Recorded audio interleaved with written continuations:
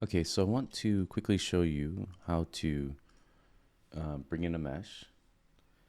So let's say that we want to put some flowers around this wall here.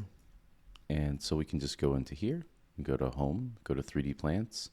You can see flowering plant. And you got a bunch of different flowers here. These look pretty nice. And you want to make sure that you have all these different types. You can see here, you want to make sure the one you want is selected. We're going to hit download. And then we're going to check the project here. You can see, remember we have this Megascans folder here. And I hit add, you'll see that it'll download and add them in their own folder under 3D plants. And when I click on that, you can see now we have a bunch of different types of hydrangeas. And it's cool because all you have to do now is you can go in here. You can kind of like drag them and drop them. You know, some variety here off to the side. Pretty nice. Let's see, we'll grab these ones here. So in just a few seconds, I'm going to select that trunk. And something else I like to do is I kind of like to just close the content browser and just hit Control Space for space, just for speed. And I like to look at my scene. But you could see like just alone, dragging and dropping those in there is pretty amazing. And I'd like to make a class later, maybe an advanced version of this course where you actually learn how to model trees and stuff like that.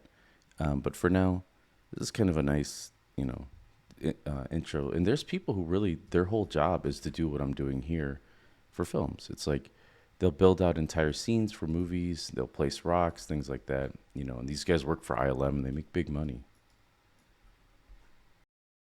Now, something else I want to show you is you can actually double click any one of these and it'll show you all of the properties. So let's dock this up here for this plant. So you can see the material that's being used. You can click on, this says use selected asset from content browser. You can find it in the browser. It'll take you right to where the material is. All the different surface properties, things like that. The mesh itself, whether or not it has collision, things like that. If it has an LOD group, LODs are like how far away you go. It'll like decrease in size or increase. So that's kind of a cool feature that you can actually go in there and adjust the mesh and stuff like that. And one last thing I want to show you before we move on is if we look at the materials, so I'm going to double click this material here and we open this up, you can tell that this starts with MI and that means this is a material instance. If we click here, you can see this is the master material. It's actually I'm going to go ahead and just dock this in layout and let's see, dock and layout. I guess we need to dock it down here. But it'll take us right to the master material, which is up here, I guess. Let's see, and that usually starts with just an M. Oh, that's the texture. I'm sorry, it's taking us to.